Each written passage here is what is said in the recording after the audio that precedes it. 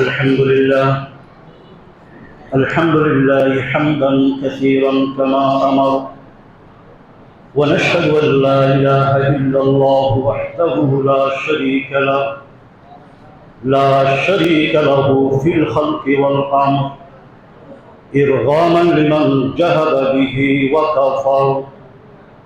ونشهد أن سيدنا وسندنا وحبيبنا وحبيب ربنا وطبيب ربنا ومولانا محمدا عبده ورسوله، المبعوث إلى الأحمر والأسود لتتميم مكارم الأخلاق. لا يخلق نبي ولا رسول بعده، ولا أمة بعد أمته، ولا شريعة بعد شريعته، ولا كتاب بعد كتابه، صلى الله تعالى عليه وعلى آله وصحبه وسلم تسليما كثيرا كثيرا. أما بعد، فأعوذ بالله من الشيطان الرجيم. بسم الله الرحمن الرحيم. إنما يعمر مساجد الله من آمن بالله وباليوم الآخر، وأقام الصلاة وآتى الزكاة، ولم يخش إلا الله. وقال صاحب القرآن صلى الله عليه وسلم: من بنى لله مسجدا بنى الله له بيتا في الجنة. صدق الله مولانا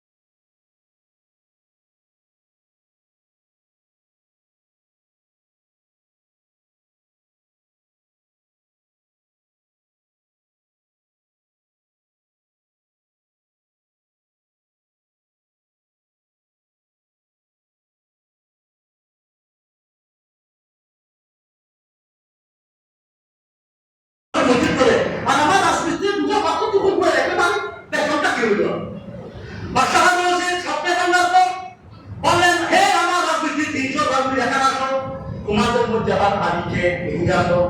আলী বলেন যাহা করা হুজুর আমার নাম আলী, এদিকে আয়, তুই আমার অজান্তে কি করছস? আলী বিন খাতের বলে যা বাদশাহ সাহেব, আমি আমার পাপের পিঠে দুটা পাথর পেয়েছিলাম, এই দুটা পাথর আপনার পাথর সাথে মিলে যাওয়ার কারণে আমি চিন্তা করলাম গরিব মানুষগুলো মসজিদ করতে পারবো না। আমি চাইছিলাম এই দুটা পাথর দেওয়ার পরে আমার নাম তো আপনার সাথে মসজিদে দৃষ্টিতে যেন উঠে যায়। আল্লাহ তাআলা কবুল কবুল করেছেন। ওই বাদশাহ সাহেব বলছেন, হে রাজমিস্ত্রি, আমি তো তোমার সামনের বাড়িতে এসেছি। সুবহানাল্লাহ, সুবহানাল্লাহ। আমাকে আল্লাহ যে বাড়ি দিয়েছেন, তোমাকে পূজা করতে দেওয়ার জন্য খুব বাড়ি দিয়েছেন। সেই জন্য আমি বলতে চাই, দর্শক ভাই ৮০ লক্ষ ৩০ লক্ষ টাকা খরচ করে যে বাড়ি থেকে খোদার কসম আপনারা যারা এক কাজে দিচ্ছেন, দুটো দিচ্ছেন, পরিশোধ দিবেন, আল্লাহ কাছে জন্ম প্রভাব আছে না? আল্লাহ কাছে জন্ম প্রভাব আছে না? প্রভাব নাই। সেদিন আপনাদের দায়িত্ব যতদিন পর্যন্ত এই মসজিদ থাকবে ততদিন পর্যন্ত আপনাদেরকে এই মসজিদে আপনারা দান করতে হবে, নামাজ পড়তে হবে, এই মসজিদকে আপনার মসজিদ হিসেবে করতে হবে। এটা আপনাদের দায়িত্ব। তাই না? এটা যেন আল্লাহর জব। আল্লাহর ঘরে কিছু আদব আছে, আছে না নেই? এটা পৃথিবীর কারো জন্য নয়। আমরা আদব না জানার কারণে নামাজ পড়ি, সওয়াবের পরিবর্তে গুলো নিয়ে মসজিদ থেকে ফিরি। এর অন্য আছে না নেই? আছে। সেজন্য আল্লাহ রাসূল সাল্লাল্লাহু আলাইহি ওয়াসাল্লাম মসজিদে কিছু আদব কথা বলছেন। মসজিদে কোরআন হাদিস আদায় করে দেখা যায় 15 দিন করে মসজিদের আদব আছে। আমি অত্যন্ত সঙ্গে বলতেছি। মসজিদের আদব, মসজিদ আসার আগে আপনাকে পরিষ্কার পরিচ্ছন্ন পোশাক করতে হবে। আমাদের অনেক মানুষ আছে সারা সপ্তাহ দিয়ে যে পোশাক, ওই পোশাক নিয়ে দৌড়াদৌড়িতে মসজিদ চলে। এমন আছে না নেই? আছে। আপনার চিন্তা করতে হবে, এটা কোনো রাজা বাদশার ঘর নয়, এটা মহান সত্তার ঘর, যেখানে শুধু কোন বলার সাথে সাথে পায়াপুন হয়ে যায়, কোন বলার সাথে সাথে পায়াপুন হয়ে যায়। যিনি একেবারে সূর্য মালিক, যে শুধু পৃথিবী থেকে যারা রক্তগুণ বড়, সেই সূর্যের মালিক আমার আল্লাহ। সেই জন্য এই মালিকের ঘর এটা কোনো চেয়ারম্যান মেম্বারের ঘর নয়। সেই জন্য এই মসজিদে আসার যাওয়ার মধ্যে কিছু আলো আছে। মসজিদে আসার আগে আমাদেরকে অত্যন্ত পরিষ্কার পরিচ্ছন্ন হয়ে গোসল করে ভালো নামাজ করে মসজিদে আসতে হবে। আসার পরে মসজিদে দরজায় আসার পর আমাদেরকে ডান পা দিয়ে মসজিদ ঢুকতে হবে। কোন পা? ডান পা। খেয়াল করতে হবে, ডান পা। ডান পা ভিতরে, বাম পা বাহিরে। এই অবস্থায় তিনটা দোয়া করতে হবে, তিনটা জিনিস। ১ নম্বর বিসমিল্লাহ, ২ নম্বর নবীর উপর দরুদ শরীফ, ৩ নম্বর দোয়া। বিসমিল্লাহ, দরুদ শরীফ, দোয়া। এই তিনটাকে ওলামায়ে কেরাম একসাথে বলেছেন, বিসমিল্লাহি ওয়াসসালাতু ওয়াসসালামু আলা রাসূলিল্লাহ, আল্লাহুম্মা তাহরি আবওয়াব রাহমাতিক। বিসমিল্লাহি ওয়াসসালাতু ওয়াসসালামু আলা রাসূলিল্লাহ, আল্লাহুম্মা তাহরি আবওয়াব রাহমাতিক। এই তিনটা নাম বাজে টুকলেন একটা। তবে মসজিদে ঢোকার সময় সেটা হবে, কথা হয়েছে সেটা হবে। তেমনিভাবে মসজিদ থেকে বাইরে হওয়ার সময় সেটা হবে। ঢোকার সময় ডান পাবে, বাইরে হওয়ার সময় বাম পা লাগে। এবং পূর্ব বিসমিল্লাহি ওয়াসসালাতু ওয়াসসালামু আলা রাসূলিল্লাহ, আল্লাহুম্মা ইন্নী আসআলুকা মিন ফাদলিক। ওই ঢুকতে সেটা, বাইরে সেটা, একটা আলোক হয়ে গেল। ঢোকার সময় আপনার বসে। এখন আপনি মসজিদে ঢুকলেন, ঢুকার পর বসার আগে 2 রাকাত তাহিয়াতুল মুসলিম নামাজ পড়বেন। কিসের নামাজ? তাহিয়াতুল মুসলিম। যদি সময় থাকে জামাত রাখে 2 রাকাত তাহিয়াতুল নামাজ পড়বেন। আল্লাহ রাসূল সাল্লাল্লাহু আলাইহি ওয়াসাল্লাম যখন মেরাজে গেলেন, নবুয়তের 10ম হিজরি 10ম বছর, মদিনা যাওয়ার 1 বছর আগে আল্লাহ নবী মেরাজে গেলেন। প্রথম আসমান, দ্বিতীয় আসমান, তৃতীয় আসমান, চতুর্থ আসমান, পঞ্চম আসমান, সপ্তম আসমান, তারপর সব কুরসি, লৌহ, কলম সব করেছে। তারপর জান্নাতে গেলেন। ঠিক একসাথে এদিকে জিবরাইল, এদিকে মিকাইল আল্লাহ রাসূলের জন্য সাইড করাইতেছেন। জান্নাতে ব্যক্তি যখন আল্লাহ রাসূল হাঁটতেছেন, দেখতেছেন আমাদের নবী আগে কে যেন হাঁটতেছে। সুবহানাল্লাহ। আমাদের নবী আগে কে যেন হাঁটতেছে। পিছনে পিঠ দেখা যায়, মুখ দেখা যায় না। যে লোকটা আমাদের নবী আগে জান্নাতে হাঁটতেছে, তার পিঠ দেখা যায়, মুখ দেখা যায় না। তার জোতার আওয়াজ আসতেছে। নবী বলেন, জিবরাইল কি আছে জিব্রাইল? এত উন্নতভাবে 70 আসমান অতিক্রম করে আরশ, কুরসি, লৌহ, কলম করে আমি মুহাম্মদ রাসূলুল্লাহ সাল্লাল্লাহু এখানে এসেছেন। আমি সর্বশেষ নবী, আবার আমার আগে কাজে কাজে এটা কোন আবার? জিবরাইল বলে, ইয়া রাসূলুল্লাহ, ইয়া হাবিবাল্লাহ, আপনি জানেন না যার জোতার আওয়াজ আসতেছে, সেই মানুষটার পিঠ দেখা যায়, মুখ দেখা যায় না। আপনার আগে যে মানুষটা হাঁটতেছেন, ওই লোকটা আবু বকর নয়, ওমর নয়, ওসমান নয়, আলী নয়। ওই লোকটা হলো হাবশী গোলাম বেলাল হাবশী। সুবহানাল্লাহ। আবু বকর নয়, ওমর নয়, ওসমান নয়, আলী নয়, একজন হাফসি গোলাম, দেখতে পিছিয়ে বড় বড় দেখতে মানুষ, কার শরীরে কোনো রক্ত নেই, পিছিয়ে মানুষ, একজন হাফসি গোলাম, ওই লোকটা কোথায় চলে গেছে? জান্নাতে আমার রাসূল আগে দেখাচ্ছে। আল্লাহ রাসূল মেরাজ থেকে আসলেন, বলে আমি তো বেলালকে দেখো, বেলাল কোথায়? আবু বকর আসিফ হয় নাই, ইয়া রাসূলুল্লাহ আপনি মেরাজে গেলেন, আমরা বড় বড় সাহাবী আমাদেরকে কোনো কথা বলতেছেন না, বেলালকে কি বলবেন? না না না, আজকে আবু বকরের সাথে কোনো কথা নেই, ওমরের সাথে কোনো কথা নেই, ওসমান আলী খালিদ মুরিদের সাথে কোনো কথা নাই, আমার গোলাম আল্লাহর গোলাম বেলালে হাফিজে আমার সামনে নিয়ে আসবো। সুবহানাল্লাহ, বেলাল হাফিজ দেখা পেলেন, হযরত বেলাল খাচ্ছেন আল্লাহ সুবহানাহু খাচ্ছেন, কি হয়ে গেল? কোনো ব্যাধি হয়ে গেল নি? বেলাল তো সামনে একটা বেলাল, তুমি এমন কি আমল করো আমাকে বলো। বেলাল বলতে, ইয়া রাসূলুল্লাহ কি হয়েছে, কি ঘটেছে? বলবি না আমি কালকে যখন মেরাজে গেলাম, তুই বেলাল আমার আগে কাঁদতেছ, আবু বকর যাওয়ার তৌফিক হয় নাই, ওমর যাইতে পারে নাই, ওসমান যাইতে পারে নাই, আলী যাইতে পারে নাই, বড় বড় সাহাবা একরাম যাইতে পারে নাই, আমার মেয়ে ফাতেমা যাইতে পারে নাই, হাসান হোসেন যাইতে পারে নাই, তুই এমন কি আমল করো, তুই কেন আমার আগে জান্নাতে পৌঁছলে আমাকে একটু বল। বেলাল কাঁদতেছে, আপনি কি বললেন? আমি জান্নাতে গেছি, কি তুমি আমার আগে জান্নাতে কাঁদতেছ?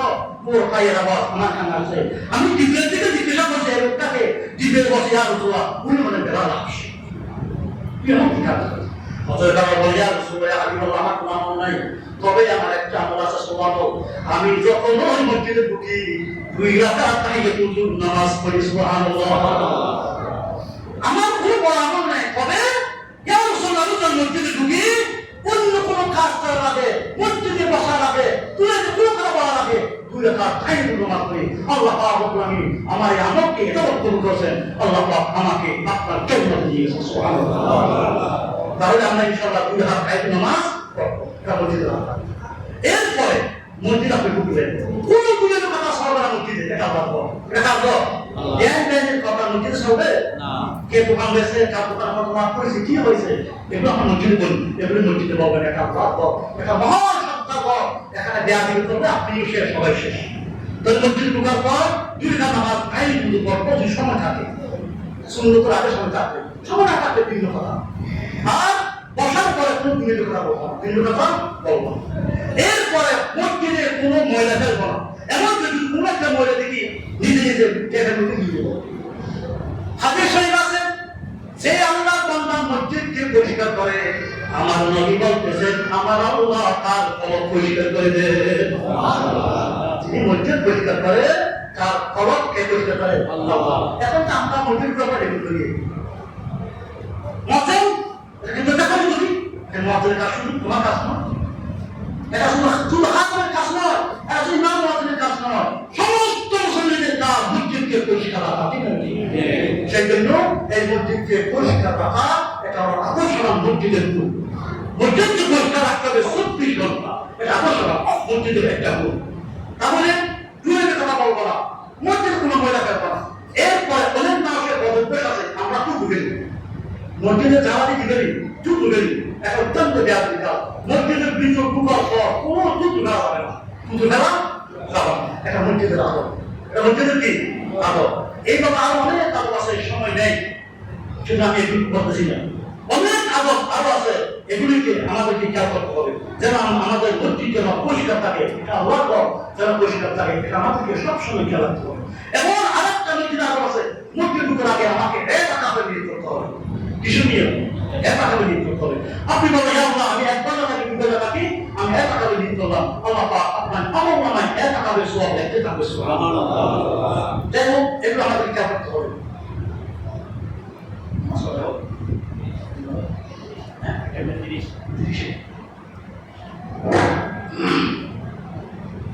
তাহলে এগুলো মসজিদে রাখো।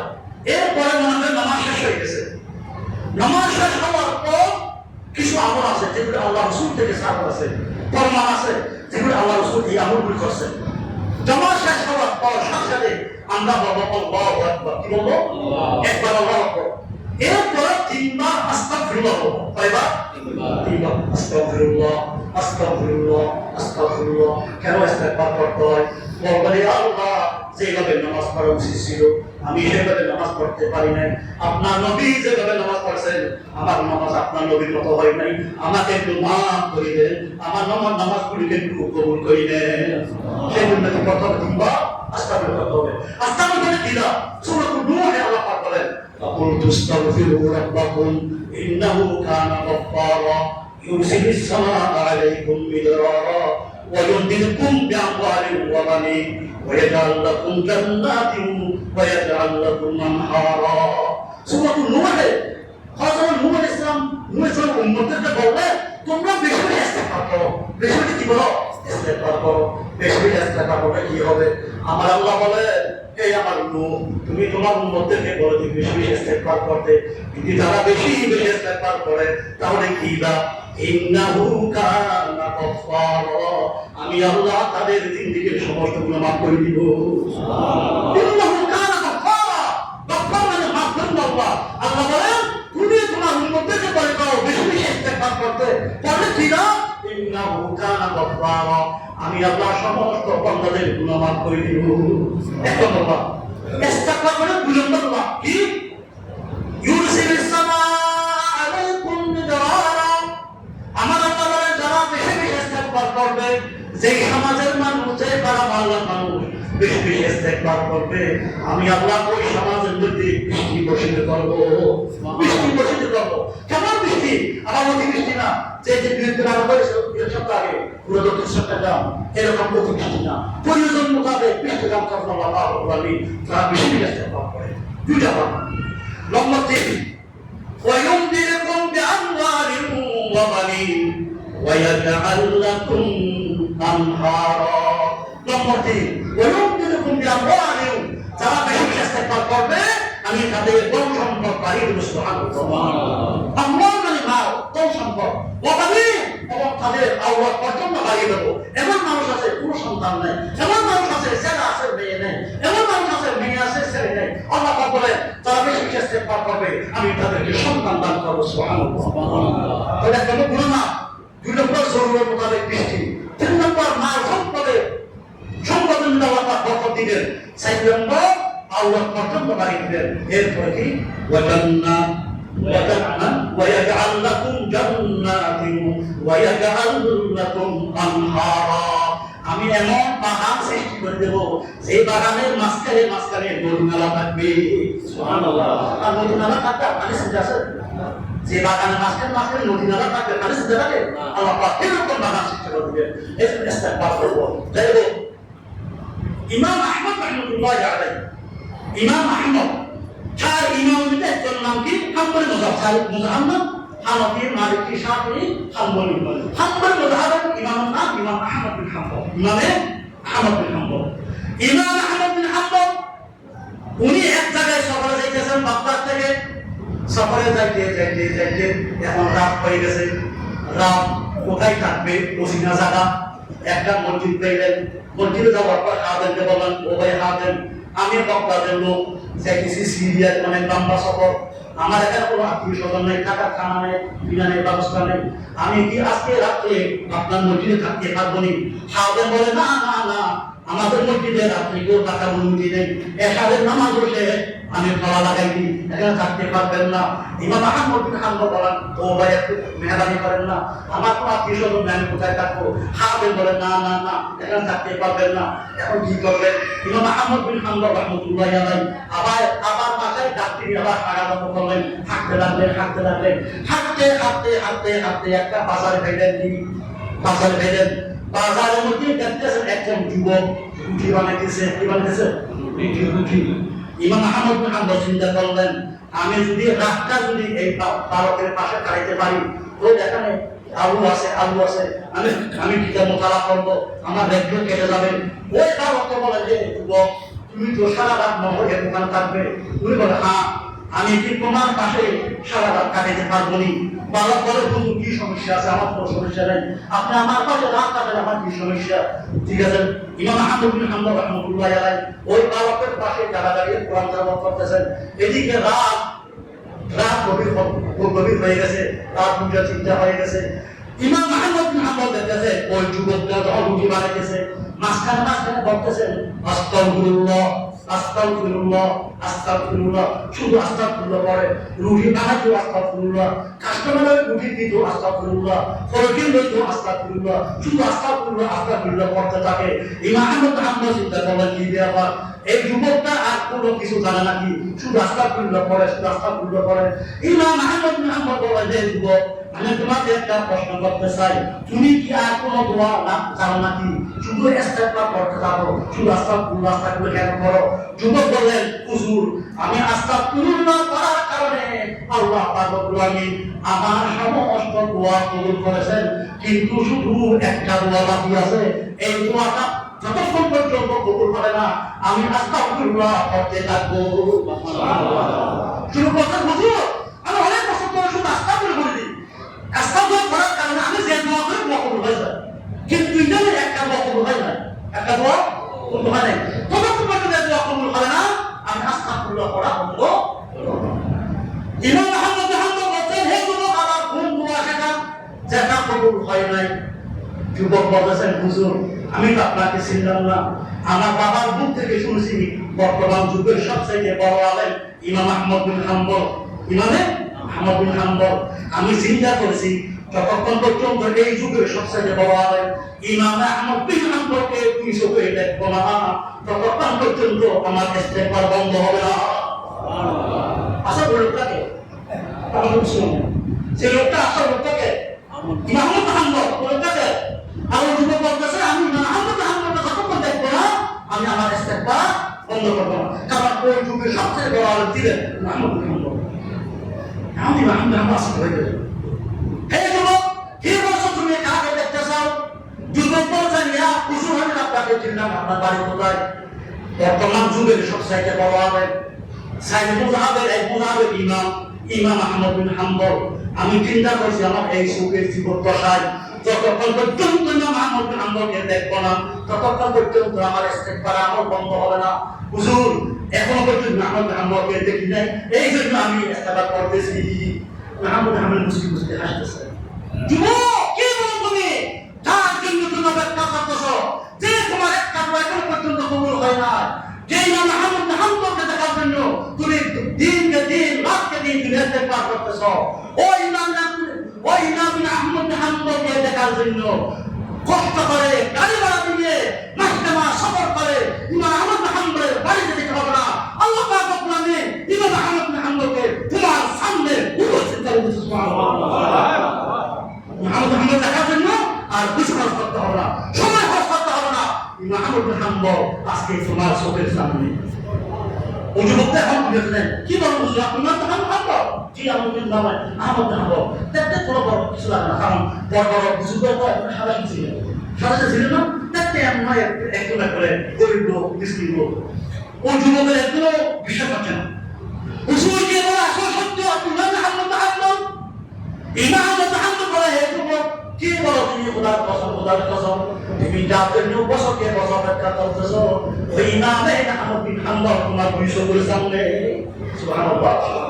এই জন্য আমাদের বলছে ইস্তেগফার করার কারণে আল্লাহ পাক দোয়া কবুল করেন, মুস্তাজাব দোয়া কবুল করেন। যাই হোক, একবার পড়বো আল্লাহু আকবার, তিনবার পড়বো কি আস্তাগফিরুল্লাহ আস্তাগফিরুল্লাহ আস্তাগফিরুল্লাহ। এরপর কি করবো তাসবিহ ফাতিহা, আমরা বলি তাসবিহ ফাতিহা। قال رسول الله صلى الله عليه وسلم من صلى لله من دون صلاة مقبولة صلاة وثلاثين وحمد الله ثلاثا وثلاثين وكبر الله ثلاثا وثلاثين فقال تلك بسنته فقال تمام من لا اله الا الله غفرت له خطايا ان كان زبد البحر او كما قال عليه الصلاه والسلام। আল্লাহ রাসূল সাল্লাল্লাহু যে উম্মত পড়া নামাজের পরে 33 সুবহানাল্লাহ 33 আলহামদুলিল্লাহ 34 আল্লাহু আকবার করিব, ওই ব্যক্তির পুরো যদি সমুদ্রের ফেনা পরিমাণ হয় আল্লাহ পাক তাকে মাফ করে দিবেন। সুবহানাল্লাহ। আর আমরা তিনটা আস্তাগফিরুল্লাহ করব, এরপরে করব কি তাসবিহে ফাতিহা, এরপর করব আয়াতুল কুরসি। قال رسول الله صلى الله عليه وسلم মান ক্বারা আয়াতুল কুরসি বিল সালাতিল মাকতুবা লাম ইয়ামনাহু দুখুলুল জান্নাহ ইল্লা আইয়ামুত আও কামা ক্বালা আলাইহিস সালাতু ওয়াস সালাম। আল্লাহ রাসূলের সাথে বলেছেন যে উম্মতের নারীগুলো প্রত্যেক ফরজ নামাজের পরে একবার আয়াতুল কুরসি পড়বে, আল্লাহু লা ইলাহা ইল্লা হুয়াল হাইয়ুল কাইয়্যুম। এটা হলো আল্লাহর দোয়া আয়াতুল কুরসি। যে উম্মতের নারীগুলো প্রত্যেক ফরজ নামাজের পরে একবার আয়াতুল কুরসি পড়বে, ওই লোকটা জান্নাতে যাওয়ার জন্য একমাত্র বাধা হলো তার মৃত্যুটা। অর্থাৎ মৃত্যুটা না হওয়ার কারণে জান্নাত যেতে পারছে না, মৃত্যুটা হওয়ার সাথে সাথে সোজা জান্নাতে ঢুকে যাবে। জান্নাতে যেতে পারছে না, মৃত্যুটা হয় না, সেজন্য মৃত্যুটা হওয়ার সাথে সাথে সে সোজা ঘোরা যাবে, জান্নাতে যাবে। এই জন্য ভাই তাদের আয়াতুল কুরসি মুসলিম আমরা আয়াতুল কুরসি শিখব। এরপর একটা দোয়া আছে, ফজর পরে 7 বার, মাগরিব পরে 7 বার, আল্লাহুম্মা আজরনি মিনান নার, আল্লাহুম্মা আজরনি মিনান নার। যে ব্যক্তি ফজরে পরে 7 বার, মাগরিব পরে 7 বার করিল, আমার আল্লাহ রাসূলের সাথে ওই ব্যক্তির জন্য জাহান্নামের আগুন আল্লাহ পাক হারাম করে দিবে। সুবহানাল্লাহ। জাহান্নামের আগুন হারাম, জাহান্নামের আগুন হারাম। আর একটা দোয়া আছে, রদিতু বিল্লাহি রাব্বান ওয়া বিল ইসলামি দীনান ওয়া বিমুহাম্মাদিন সাল্লাল্লাহু আলাইহি ওয়াসাল্লাম রাসূলুল্লাহ নাবিয়্যা। এই দোয়াটি যে উম্মতের নারীগুলো ফজরের পরে 3 বার, মাগরিব পরে 3 বার পড়বে, আমার নবী বলতেছেন আমি আমার ওই উম্মতের ডান হাত ধরে একসাথে জান্নাতে যাব। সুবহানাল্লাহ। যে দোয়াটা যারা পড়বে আমি আমার ওই উম্মতের ডান হাত ধরে আমি নবীর সাথে একসাথে জান্নাতে যাব। সুবহানাল্লাহ। কেন দোয়া? আরেকটা দোয়া আছে সূরাতুল হাসরের শেষের 3 আয়াত, ওয়াল্লাহুল্লাযী লা ইলাহা ইল্লা হু আলিমুল গায়বি ওয়াশ শাহাদাতি। 3টা আয়াত, এই 3টা আয়াত যে মুসলমান নারীগুলো ফজরে পরে পড়বে, মাগরিবে পরে পড়বে, আমার রাসূল বলেন ৭০,০০০ ফেরেশতা ওই উম্মতের জন্য মাগফিরাতের দোয়া করে। সুবহানাল্লাহ। এই জন্য ভাই দুই একটা আমলের কথা বললাম, আল্লাহ আমাদেরকে এই দুই একটা আমল করার তৌফিক দান করুন। যাই হোক, সময় গেছে। আজকে ভাড়া আপনাদের এলাকায় আজকে এটা গৌরব আমি মনে করি। হাজরে ভাড়া আজকে আপনাদের ঈদের দিনের মতো হয়ে গেছে। হাজরে ভাড়া আজকে আপনাদের শুভেচ্ছার দিন। সেই জন্য আল্লাহ পাক আপনাদের একটা নিয়ামত দিচ্ছেন, কারণে তুলে দিচ্ছেন। আল্লাহ আপনাদেরকে এই নিয়ামতের কদর করতে হবে। নিয়ামতের কদর কবে হবে? যখন আপনারা 5 ওয়াক্ত নামাজ পড়েন, তখন হবে নিয়ামতের কদর। সুতরাং আমরা আমরা 5 ওয়াক্ত নামাজ পড়বো, আর সবকিছু আমরা মসজিদকে পরিষ্কার পরিচ্ছন্ন রাখবো। আর মসজিদের না ইমাম সাহেবের অনুমতি ছাড়া মসজিদের কোনো সামানের উপর হাত দেওয়ার অনুমতি নেই। ইমাম সাহেব থেকে অনুমতি নেওয়া ব্যতীত মসজিদের মালের উপর হাত দেওয়া হারাম। এগুলি বিরুদ্ধে বললাম। আল্লাহ আমাদের সবাইকে তৌফিক দান করুন। ওয়া আখিরু দাওয়ানা আলমিন।